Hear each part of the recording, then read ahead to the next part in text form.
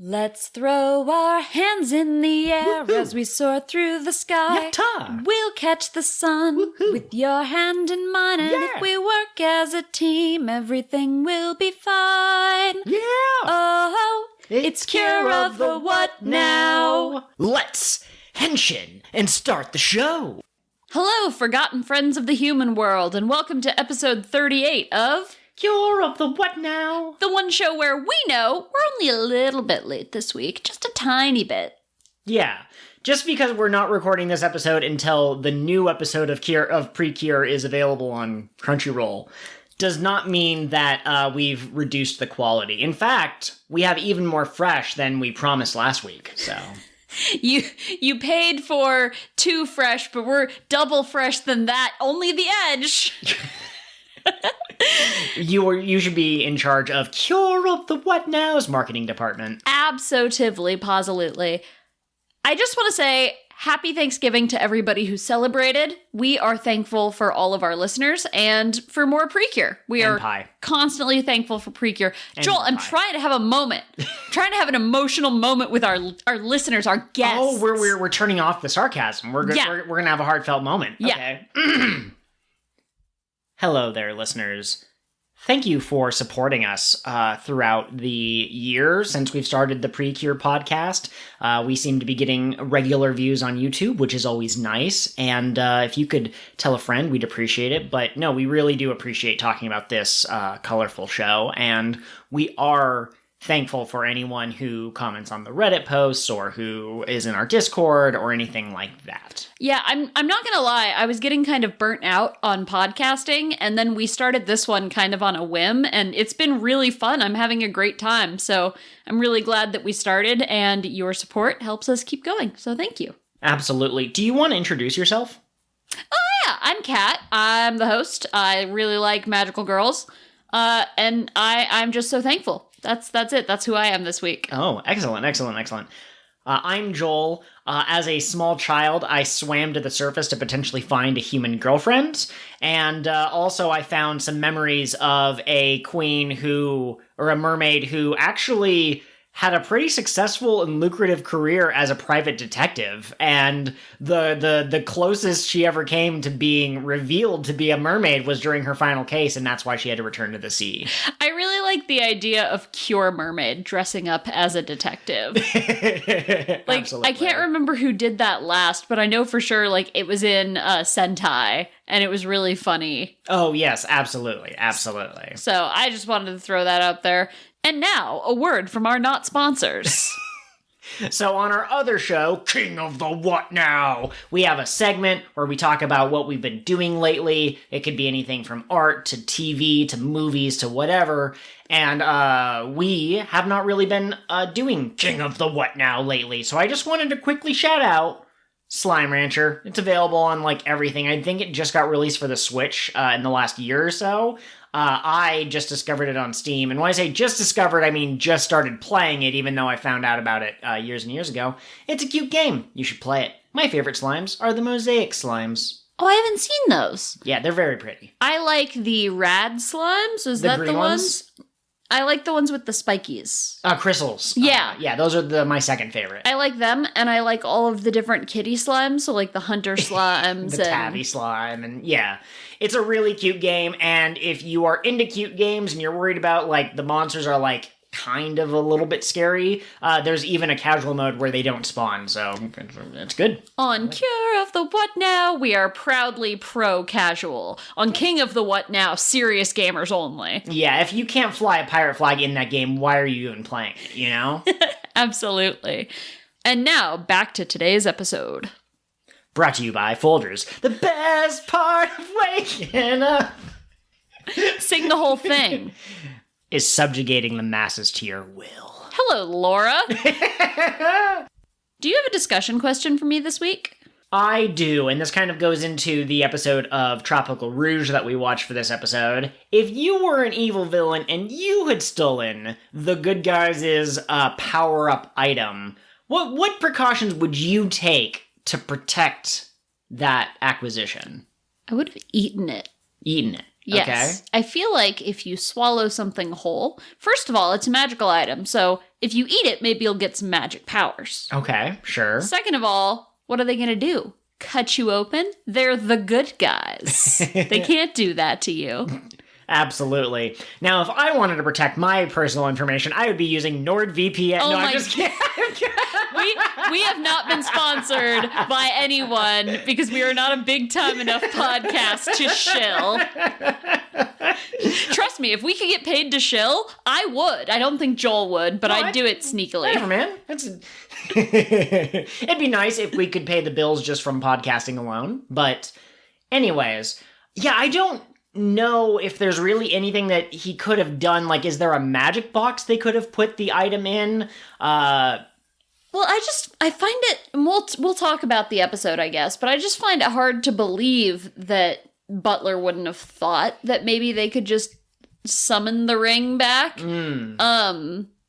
So maybe I would just destroy it, you know? Yeah. Like, I was being silly with the eating it, but I feel like the best way to keep something out of the hands of the good guys is for it to not exist. In this case, the magical item is a ring. If it's a magical item that you have to put on your person, especially like a ring or a bracelet or an earring of magic power, maybe coat it in honey. They're not going to want to put that on. It's going to be sticky and gross. They're going to be like, ew, what is this? So even if they do get it back, they're not going to want to wear it. Lick it. Just, can you imagine the butler? Absolutely. That JoJo scene with the cherry, but he's just rolling the ring around in his mouth, and they're all just staring at him. Laura is horrified. Minori is like blank expression. Now, Songo is curious. Interesting. She's taking notes. She's curious. I wonder if the ring. This is more of the episode discussion, I guess, than a discussion question. But I wonder if distance is important. Like, if they sent it to the other side of the ocean, would the girls still have been able to conjure it back, or would they have to be in the ring's vicinity? You know, so. Yeah, I mean, I'm getting the impression that they could have summoned it from wherever, but we'll talk about it. Absolutely. We'll get to it. Since we are so excited to get to it, do you want to just give me a succinct summary of this episode? I do. So, the girls are woken up by Karou. They wander the castle looking for the area that they were in. Laura has apparently never been in this part of the castle. They discover a room full of frozen memories, and they see that a bunch of other mermaids have gone to the surface before. Laura touches one and acts a little weird. They're like, what's wrong? And she's like, nothing. I'm not hiding anything. And she puts it like in her pocket or whatever.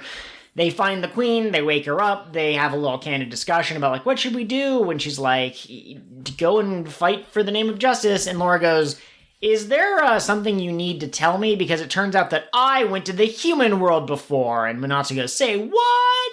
So Manatsu and Laura actually met as children.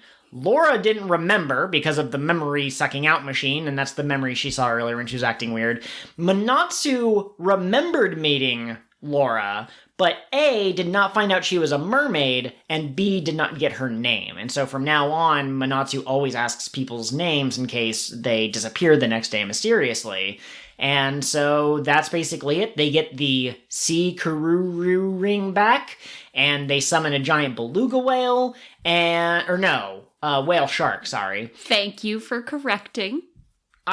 My brain was like, they summoned a big thing, so it was probably one of the biggest whales, but it wasn't. But it was still pretty cool. It was the biggest shark. Okay, absolutely. And then at the very end of the episode, Manatsu fulfills the promise that she made to baby Laura. And when I say baby, I mean like they look like they were maybe like 6. Somewhere in there. And when they met when they were kids, Manatsu promised to make Laura a flower crown. Laura never came back, probably because she got her brain sucked out or whatever. And so now that they are reunited, Manatsu gives her the flower crown, and it was super cute. It was really cute. Oh my goodness, this episode. Joel, did you like this episode? Yeah, I liked it. I liked it quite a bit. Yeah, I'm gonna shove the plot stuff aside. Laura and Manatsu were adorable. I loved the flashes back to the old-timey mermaids, too, going and seeing everything. But I just love that one of Manatsu's core character traits that I didn't notice until they pointed it out in this episode is that she does always ask people their names. That's the first thing she says in every interaction is, I'm Manatsu, who are you? Mm-hmm. She even did that to the queen, and someone gave her crap for being rude. So I really love that she did that because of this, like, formative event. And this was also the moment where she decided to always do what's most important right now, because her parents were like, you can't waste time regretting that you didn't see this girl again. You have to do what you want in the moment. Yeah, it was really cute. I think that the character interactions are interesting. You get some drama with, Laura accusing the queen of, like, did you do this to me? Are you hiding something? And this episode had a lot of intrigue. Like, a lot of intrigue. We found out what the Fool's Casket is supposedly for. It is supposedly going to give them immortality so that they'll never age and they'll never die. An eternity of delays. Exactly. But Elda is like, are we really sure that's what's going to happen when the casket is full? So you've got, a dude named Chekhov came to the door, dropped off a box. It's gun-shaped. But we haven't opened the box yet. But at some point... is there a nice treat in the box, do you think? I think so, yeah. Okay. Piece of candy, maybe? It's a special tool that'll help us later in the plot development. Perfect. But there's also a scene where the queen, when she is no longer with the girls, is talking into a mirror, and it is the legendary cure, and she says something about, like, I need them to help the Witch of Delays, but also, and she kind of, like, trails off, so, like, there's some stuff going on. Also, either Karou has clones, or there's an entire pod of Karuruns out there, because there's a couple of pictures, and I know for sure at least one of them's going in the thumbnail, but there's one that kind of looks like a unicorn or a narwhal Karurun, and then there's another one that's like a family photo, where there's like two that are like slightly taller, and they're in the background. There's a Karurun with star-shaped fins instead of hearts. Yeah, so that's pretty cool. It was cute. It was really cute. Is it just me? Or is the butler perhaps not a party raka? Is he perhaps a sussy baka? Yeah, I think so. Because I feel like, and I mean, it's been a week since we watched the episode, but I feel like Elde said, are we really gonna get the immortality? And then it flashed to the butler, and he had, the gleam of mischief, of evil in his eyes. Mm. So I wonder if the Witch of Delays is going to be like, finally, immortality, and the butler's going to be like, mine. Yeah, maybe. We have always had our suspicions about the butler. Lots of people I've seen on like Discord and Twitter and stuff have also been rather suspicious of him.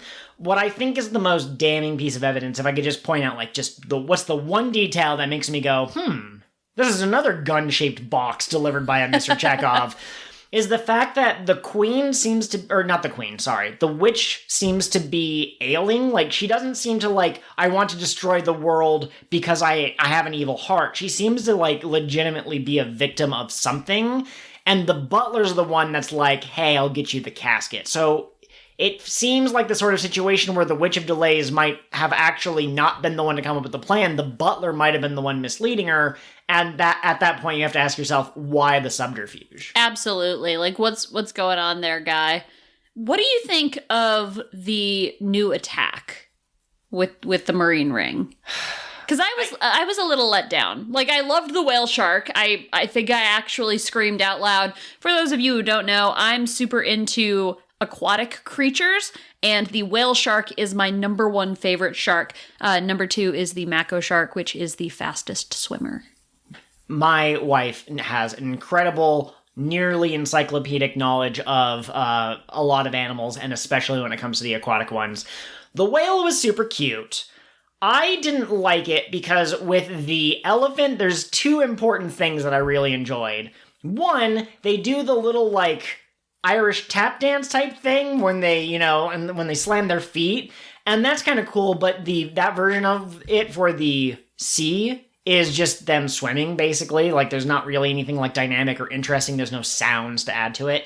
Secondly, the elephant does a frickin' drop kick. It, like, launches itself, and the whale is just a whale. It hits them with its, like, tail fin, but it's not nearly as comical as this elephant being like, woo, gonna do you a kick. Plus, the elephant is pink, which elephants are not in real world, last time I checked. But the whale shark is just whale shark colored. Yeah. Like, we couldn't have had it be, like, Laura purple. Oh, that would be really like Manatsu is the elephant, and Manatsu's the elephant in the room.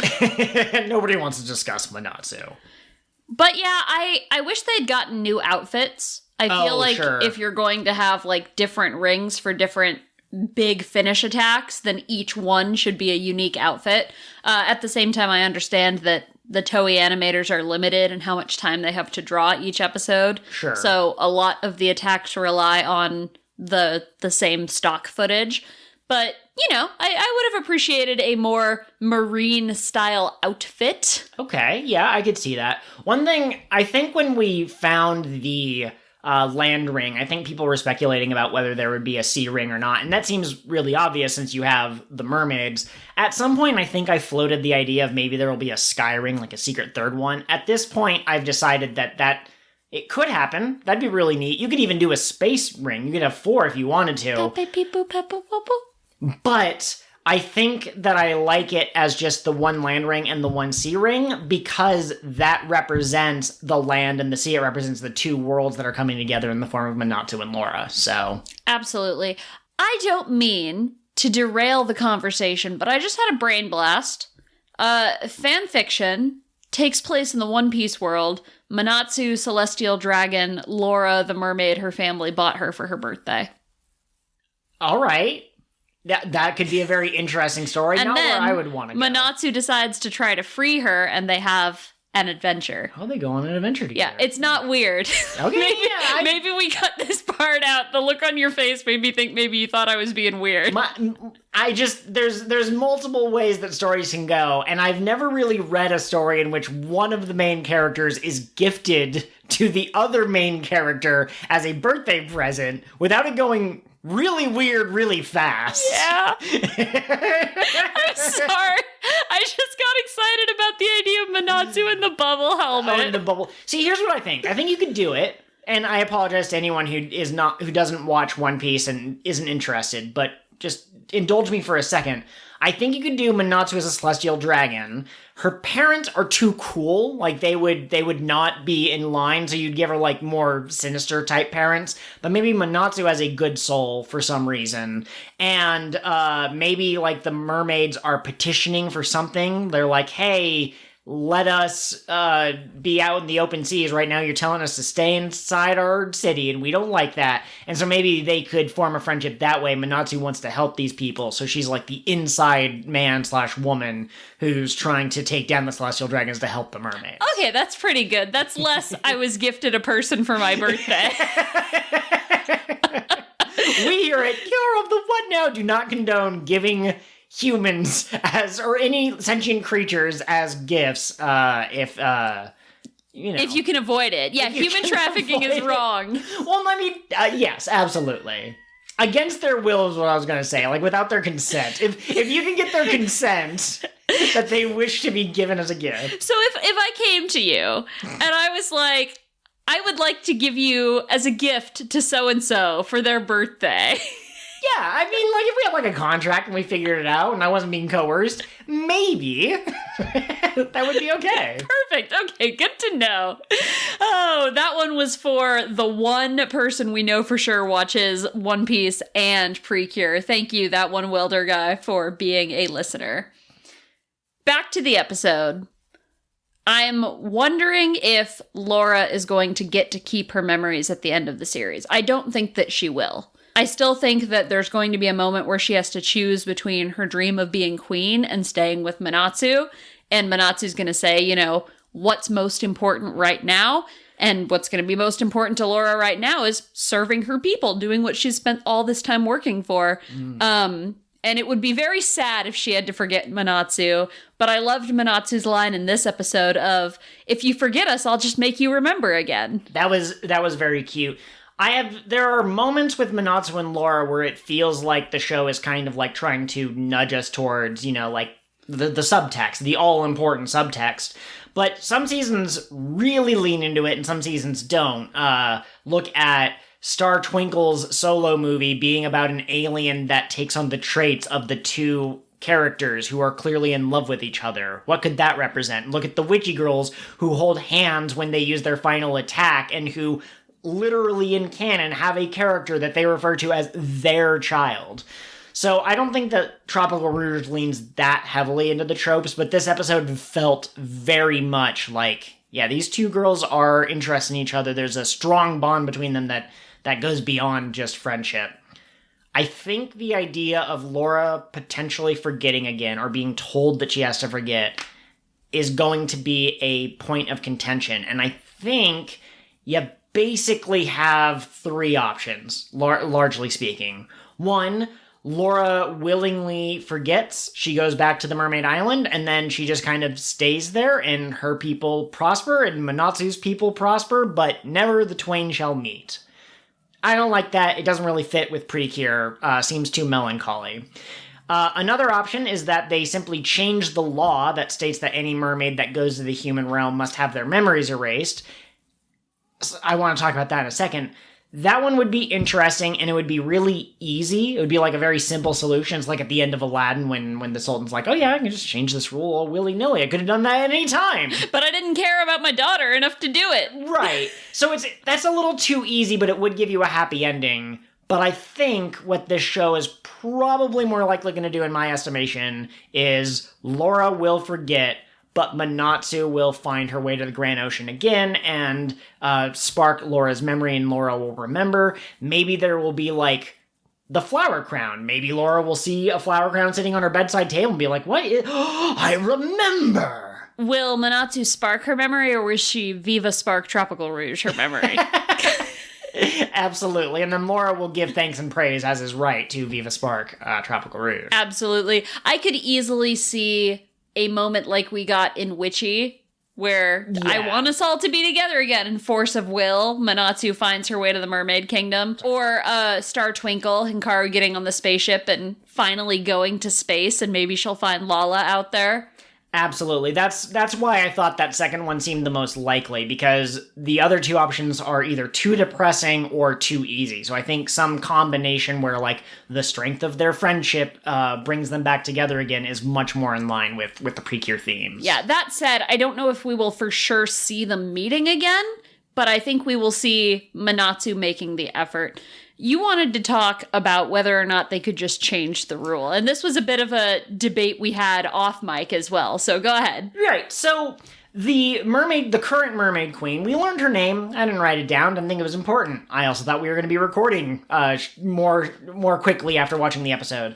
But she says that it's like a law. It's a rule that you have to have your memories erased. And my first thought was, well, you're the queen. The queen makes the rule.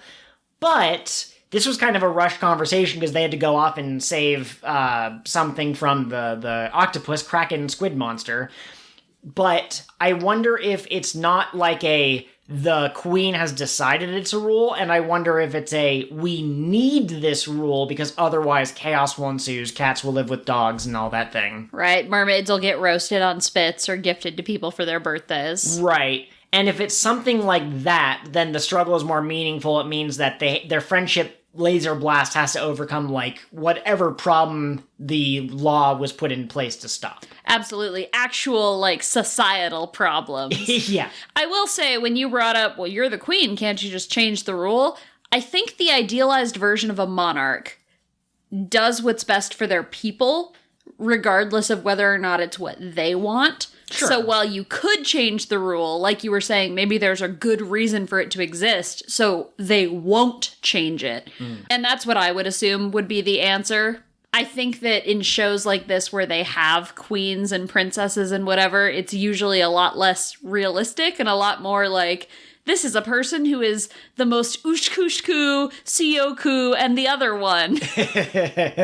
Yeah, absolutely. So, yeah, I'll be interested to see where it goes. I assume that there's going to be more to it, but it's also PreCure, so I assume that they're going to break the cycle in some way. Or, I guess I didn't cover this when I was going over the three possibilities. There is the possibility that Laura does choose to stay in the human world. Manatsu's more important than her dream of becoming queen, which is super squishy and cute and rainbows everywhere. But she has spent so much time wanting to be queen and working towards it that would also feel a bit like a change in her character. Don't worry, Laura. You can become the Prime Minister of Japan instead. I don't know how that works and what their election process is in Japan, but I believe in her spirit. I think that she could do it. Did you have any other favorite scenes or moments or any other kind of things you wanted to discuss about this episode before we move on to Futari Wa? I wish I could remember why it happened, but at some point, Minori said something to Manatsu, and Manatsu screamed so loud that Minori also kind of like screamed a little bit, and I have it as a picture that we could put in the thumbnail, but it'll be on the sticker sheet either way. I wish I remembered the context, but I remember laughing out loud at that moment. Yeah, absolutely. I don't remember the context either, but I will look forward to seeing the sticker of it. Absolutely. Did you have anything else? Nope, that's about everything. Futari Wa this week can be summed up in a single sentence. Yeah. Nagisa's baby brother goes on an errand. Yep. So... It was actually a really cute episode. It was cute, but it was also the most nothing episode that I've ever seen from Futari Wa. That's not true. The most nothing episode is the episode where Wisdom escaped and then immediately was captured again. I guess that's true. Okay. This one at least furthered some character stuff. Absolutely. So it turns out that Nagisa does in fact have a dad. Maybe we've seen him. I think maybe we have, but most of the time at home, it's just the mom and the little brother. The dad's at the office. He has to give an important presentation. He forgot a briefcase. Nagisa wants to deliver the briefcase, but the little brother goes, "Oh, I'll deliver it." And then the episode is Nagisa and Honoka following him around to make sure that he doesn't get on the wrong train, which he does. And he doesn't go to the wrong building, which he does. And he doesn't get lost, which he does. They basically want to make sure that he's safe. Yeah, that he's safe and that the briefcase gets delivered on time. And that's literally everything that happens. I don't know if it's like the audio quality of like the episode that they put on Crunchyroll or Verve, or if they changed the voice of Ryota, but he sounded like he was halfway into transmorgifying into a frog. His voice was weird. I don't know if they changed the voice actor or what, but I didn't care for it. No. What I did care for was how cute Nagisa is. Like, she and her brother have the traditional sibling relationship where they fight a lot, but she clearly cares a lot about him too. She put something in his backpack and was like, "Hey, if you run into a pinch, use this, pull this out." And when he does finally pull it out, it's a notebook that has all of her savings taped into it, so all her different, like, coins that she's earned doing whatever, and a note that says, "Use this money to get a cab and ask them to take you to this address." And, like, that's so sweet. That was sweet of her. And then he does call a cab, and Nagisa's like, "Oh, I knew that this was too much for him." And then Ryota asks the cab driver something and then like runs off without taking the cab, and you know, he was just asking for directions basically. He is capable of walking there of his own 2 feet. And then at the very end of the episode, Ryota's like, "Of course I'm not going to spend your money. You'd kill me." And so it was cute, but it was a very nothing burger. Yeah, and I did like the moment where Nagisa's dad acknowledged, like, "I know you were there helping him. Good job." Yes. But he did it so subtly that, like, it didn't ruin Ryota's confidence that he had done this by himself. Absolutely. I think that maybe he could have just gone into a room later and just been like, "Hey, thank you," instead of trying to like mouth it while Ryota was like right there. But Nagisa's reaction of being praised and told that, you know, she was a good girl was very cute. Mm-hmm. And it's a very big sister thing to do, to like let your sibling do something, but also kind of be there in case something it needs to be done by you. Yeah, absolutely. So, do you have any memorable errands that you were sent on that you were like, "This is my family trusting me"? No, my family is very overprotective, so I didn't really leave the house without parents until like high school, and by then, I don't know, I did my own errands and, you know, that kind of thing. Yeah, that's fair. Once when I was 14, my dad gave me the keys to the van and asked if I could go get a gallon of milk. So I drove myself to the store and got some milk. I'd been driving since I was like old enough to sit on my parents' lap by then. So that was familiar to me. But I'd also been caring for my brother and sister and like picking them up from school and stuff. So, sure, but that's an errand that stands out to me because it was the first time I'd ever gotten to drive the car anywhere by myself. And I didn't even crash it. Congratulations. Thank you. we watched 4 episodes of Fresh PreCure, and I think after we've talked about each one in turn, I'd like to ask which was your favorite, but first I wanted to kind of discuss, I want to do this one at a time. Sure, and I just want to throw something out there really quick. When we decided we were going to replace talking about Kira Kira with talking about Fresh, I kind of thought we would take a casual approach where we would check in sometimes, but maybe we wouldn't talk about every episode we watched. And Joel was like, we're going to tell the listeners how many episodes we're going to watch, and then we're going to watch that many episodes, and then we're going to talk about them. So we've taken kind of the middle ground between our two approaches. We told you last week we were going to watch 2 episodes, and we watched 4. And sometimes that might happen, because I really like Fresh, and we don't really have another show we're watching right now. Absolutely. I will also say that because we couldn't record for a little while after the last episode, we will not have any Fresh to discuss in the next week's episode because we're going to be recording in the next, day or 2, and we're not going to go out of our way to watch a certain number of Fresh episodes. So cosmically, it all balanced out. We watched a bunch of episodes this week, and next week, we won't have anything to say. It occurs to me we could have cheated. We could have pretended we watched 2 of these for tomorrow's episode. Shh, that's dishonest. Okay, fair Unlike enough. our current sponsor, Starburst, they are delicious and they have different flavors. Does Starburst have a slogan? I don't think so. Do. Joel, let me ask you, how comfortable is your current mattress? Let me ask you this. Have you ever been walking down the street and you thought to yourself, man, if only there was a viewing experience that could be seen both in landscape mode and portrait mode? Because Quibi went out of business 2 months ago, but it was the one that you were supposed to go. No, that wasn't Quibi, was it? It doesn't matter. Listen, all I care about that streaming service is that they gave us the woman who was obsessed with her gold arm. Absolutely. Anyway, Fresh. We watched episodes 27, 28, 29, and 30, and each of these have a very brief summary. In episode 27, the girls have decided that they're going to enter a dance contest at a kind of local festival type thing. There are 2 events. There's the dancing event and the Manzai event, which is a specific type of comedy in Japan. It's usually 2 comedians, and I believe that one of them is the straight man, and then the other one's the goofster, and the joke is that their personalities conflict. There was a Manzai group in one of the One Piece movies, and Kat and I had to look up what it was because we knew there was some kind of a reference there, but we don't know Japanese culture. And there's also a Manzai joke in Danganronpa 2, Goodbye Despair, between Usami and Monokuma. Joel is unironically a Danganronpa stan.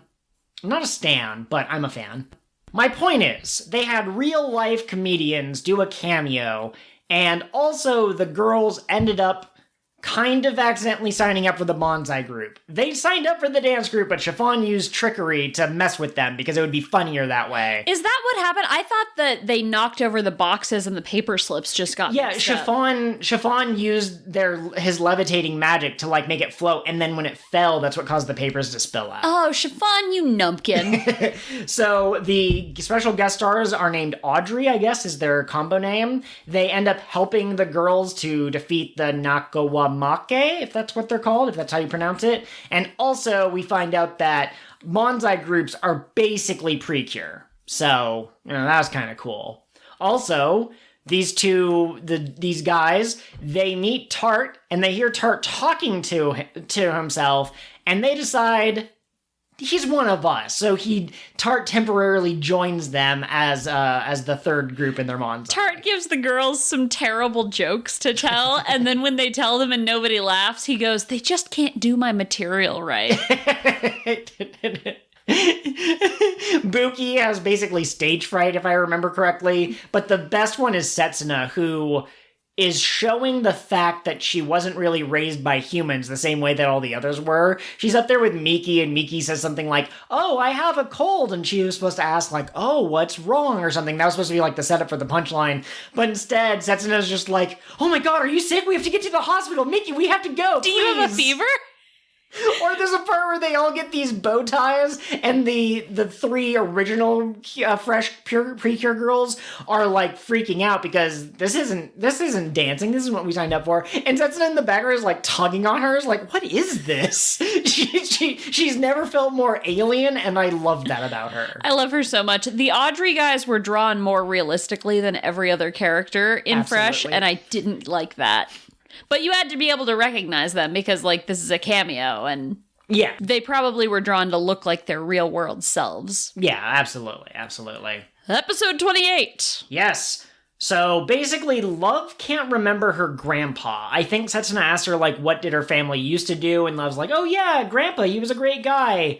I wish I could, I feel like I'm forgetting something, and she's really sad that she can't remember Grandpa. She was very young when he passed. But then, thanks to Solar's picture manipulation magic buffoonery, she gets transported into a world of her own memories, and she's able to spend some time with her grandpa, who reminds her that he named her Love, because love is the most important thing. She's like, why didn't you name me I, which is the Japanese word for love? And he goes, well, I just think the word love is more globally recognized. He was preparing to merchandise his daughter, not necessarily his granddaughter. His granddaughter. He was going to set up an expanded Momozona Love universe if he was able to survive just a little bit longer. The MLCU.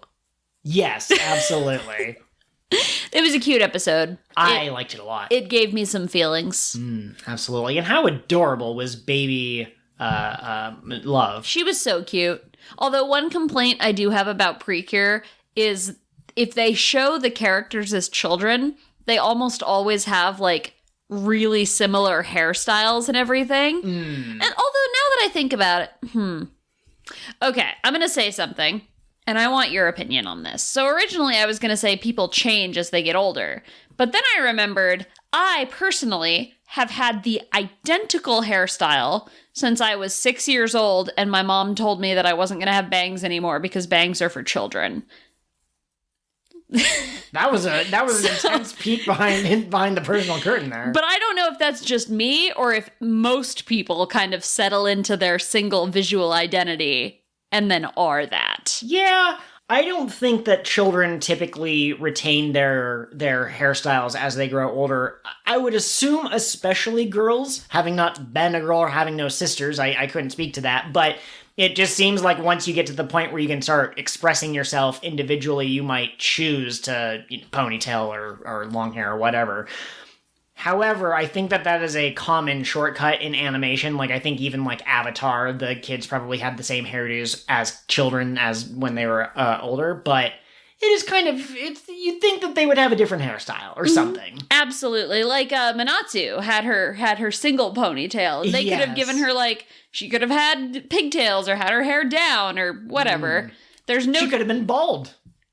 She was in all of those. Oh my God, did she have cancer as a child? Is that the real reason she wants to do the most important thing right now? And any day could be her last, unfortunately. That's a morose joke, and I apologize. No day but today. Absolutely. Laura doesn't want to pay rent. Laura wouldn't pay her rent, would she? Anything else that you want to say about this episode? Not really. I liked the camera Nakuamake, and there's another picture, might be in the thumbnail. I think once I mention a picture, it should go in there just so that people could see and be like, oh, that's what they were talking about. But this camera Nakuamake is like super fast for some reason, and at one point it's hiding and they can't see it, and it's like peeking at them from behind the building while they're just like cluelessly like, where did it go? It's fast because it can move in a flash. Okay, fair enough. I also want to point out this is the first episode we've had Solar as the main villain in a while, and then it's Westar again for the next two episodes. It's the Westar hour, it seems like, and I wonder if that means that he's going to be permanently taken out, or the bad guy's going to be like, you have failed me 47 times. I shall give you a more powerful robot body. I can't even complain. I love Westar. Oh, I love him too. I'm just, when the show focuses almost solely on one general, I think it's usually because they're trying to set up some kind of like mini arc type of thing. Absolutely. Now, 29 was interesting. Yeah, 29 was super weird. So Karou, the donut guy who they all know and love, and who seems to always have words of advice for them, but makes a lot of dad jokes. And also, I'm pretty sure knows that they're PreCure. There was something he said to Miki, like episode 4 or something, that made me go, does he know about PreCure or something? Has he worked with like a fairy previously or something? It turns out he might be a secret agent. They don't specify what he is, but he has a code name. And he works with the lady who's in a government of a foreign nation. So that sounds like a secret agent to me.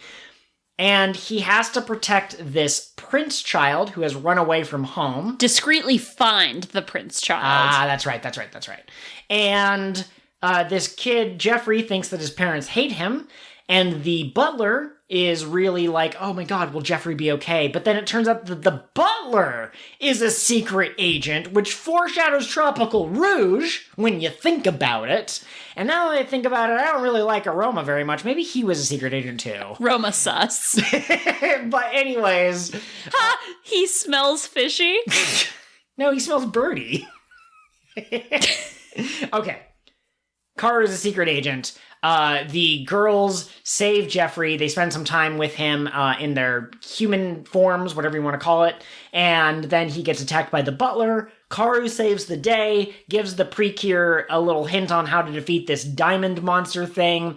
Jeffrey realizes that his parents do in fact love him. How convenient that they solved that in the span of a 22-minute episode. And then Karou says something very similar to what the girls say when they transform. I can't remember exactly what it was, but it was something like, the donut that smells delicious in the wind and fills your belly. Cure donut. The donut is the emblem of deliciousness. Ah, yes. Okay, thank you. And so they think that he knows, but then he's like, nah, just kidding. But then he's also on the phone with some people, and he's going to go on like a space mission next week. This isn't actually like a preview of the next episode. It's more intrigue. What is Sean's real identity type of a thing. It was a good episode. Yeah, you really liked it? I did, yeah. Okay. You kind of wanted to get through all 4, so I'll let you do the last one, and then I'll talk about which one's my favorite. God, episode 30. Tarte is dying. The girls can't take Tarte, who is a fairy, to the veterinarian, because the veterinarian would be like, this isn't a ferret, it's a fairy ferret. While they're out... A ferret?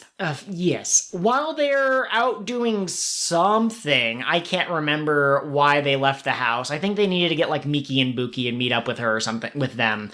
Momozona Love's mom sees that Tarte is dying and does the natural thing of taking him to the vet. There's a guy there who does a TV program about pets, and he tries to like get Pet the dirt on Detective people. Scoop. Yeah. And he finds out that this ferret might not be a ferret, but then when he tries to investigate, all of the parents are like, no, we love our children, and the children are like, Tarte, we love you, and Tarte's like, oh my god, I'm part of the family, even though that's not what this episode was about. That wasn't set up. It's like the resolution to a plot that we didn't know we had. And then at the end of the episode, the reason that Tarte was dying was because his stomach hurt, was because he ate the ice cream out of the freezer that Love and Setsuna were so excited to eat that they literally kill him. They don't actually, but the episode ends with them like advancing on him, and he's like, we're family, and they go, oh no, Tarte, that doesn't matter won't now. Save you. And the episode ends with him screaming because I don't know what they decided to do to him. They tickled him to death. Probably. I just want to say I called it. Like, yeah, as soon as they were excited for ice cream and Tarte was sick, I was like, I see what happened here. Yeah, absolutely. Well, and it was his stomach specifically that was big and whatever, but the thing that confused me is I don't normally, if I eat the last of something in a box, I don't put it back. I know some people do. You're not a ferret, so... I guess that's true. You have manners. Okay, yeah, fair enough. Also, the secret biological component that proves that Tarte is not a ferret, but rather a ferret, as Kat described it, is that he doesn't have a belly button. But all mammals have belly buttons. Yeah. Wee-hoo. I think that Wait, means... did you say all males? Mammals. Okay. Yes, that's true. Women have belly buttons, yes. Well, We do. Don't look. We have them. Women Some are not. of the PreCure are happy to show their belly buttons when they transform, okay? Some of them are just like, look, I have a tummy. And you're like, okay, good for you. Congrats, man. Live your best life. I think this is confirmation that, like, the fairies must come out of flowers or something. Like, they're hatched somehow. Sure. Whether it is out of eggs or out of flowers or the flap of a butterfly's wings. See, I assume that there's just like a fairy goddess and she just sneezes and then they come out of the puff. Tarte is snot. Can I just say really quick, I don't know why this only occurred to me now. I like that Tarte is a ferret. Okay. It feels unique. Because the fairies in the first couple of seasons were just sort of vague blobs. Yeah. And then in 5, you had a squirrel and a fox and an owl eventually. That's spoilers, I think. But a ferret is not a creature that I think most little girls would be like, oh, this is a cute animal off the top of my head. But I really like ferrets. I think they're adorable. All mustelids are excellent. So I think it's cool. I would love to see another ferret PreCure fairy in the future. Yeah, absolutely. A lot of the recent ones have been like dogs. Yeah, dogs are pretty cool, but I understand why you might want some variety. So, absolutely. Which of these episodes was your favorite? I really liked Secret Agent Karou. It was a cute episode, and as I've said before, many of the pink cures come into their own when they are able to act like a mother or a big sister figure, and so this gave Love a chance to do that. And also, the three main girls thought that Jeffrey was very cute, and Setsuna thought he was cute too, but she was like trying to hide the fact that she thought it was cute, and that in itself is very cute. So I was going to call that out specifically. I love that Karou fought with donuts. yeah, He threw a spicy mustard and Tabasco donut into the evil butler's mouth. yes, and then executed a perfect Princess Carrie catch of Prince Jeffrey. So I really liked that as well. Absolutely. He scolded the king and queen, and that was pretty good. Kaoru's just got such good single dad energy. I will say those were some great Karou moments. I thought it was strange that they resolved the situation as quickly as they did. I think it's a tough one. The interactions with Tarte at the end of that episode when they found out he ate the ice cream, and then also the way that all of the parents tried to interfere with Animal Yoshida's pet scoop detective as he tried to take away their ferret from them. I thought that was cute. So if I had to pick, I'd pick one of those two as my favorite, but I'm not sure I know exclusively which one it is. Okay, absolutely. Are we ready to talk about next week's episode? Yes. Next week's episode is titled Get the Win, Asuka's Friendship Smash. So she's going to play some Smash Bros. Do you think she's an Ike main? I think she's got to be someone with a big sword. You don't think that she would be like Villager or something, or Isabel? Not for a fighting game. She would probably be like, no, those characters are cute. They're not supposed to be in this game. What about Incineroar? Ha! Is she like the buff kitty wrestler? I like that. See, I was thinking, tennis racket, sword. Ah, okay. Yeah, I don't know. Maybe give her Cloud. I haven't played Smash since they started adding quite a few new DLC characters, so I'm not sure who would be her favorite among those, but yeah, I think she has some options there. Absolutely. Manatsu for Kirby main. Absolutely. Songo for Kirby. Songo for Jigglypuff. Poyo!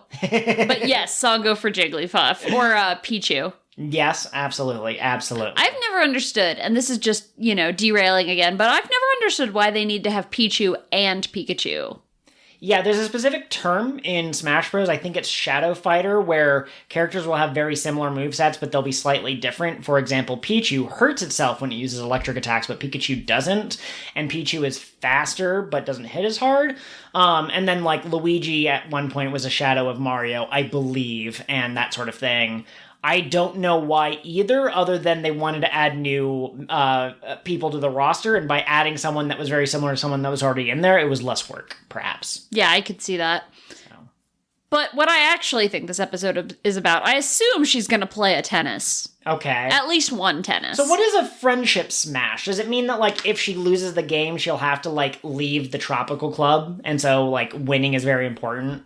No, I mean, maybe she's able to rekindle her friendship with the student council president. Yukishiro, I think her name is? Yeah. Yeah, okay. I like that. Get the win. Asuka's friendship smash. Yeah, it's going to be an important tennis match, and she's going to doubt herself maybe because she hasn't played in a while, but victory will be very important. I'm not sure what will be on the line, though. Give me a crack theory for how the villains come into play this episode. The villains realize that Asuka really wants to win this one, so they Yarineda the tennis ball so that it will move at the last second and Asuka will miss it. And Asuka will get really upset, but then Yukishiro will be like, I could tell something was off, so we can have a rematch later. And then they'll clasp hands as sisters might. And then it'll fade to black. I'm sorry. They kissed in form of friendship. You've just got me thinking about Rent again. Sisters? We're close.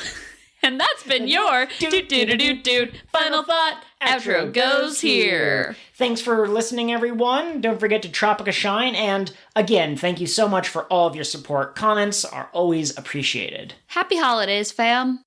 What a shining episode of Cure of the What Now. Thanks for being our Nakama.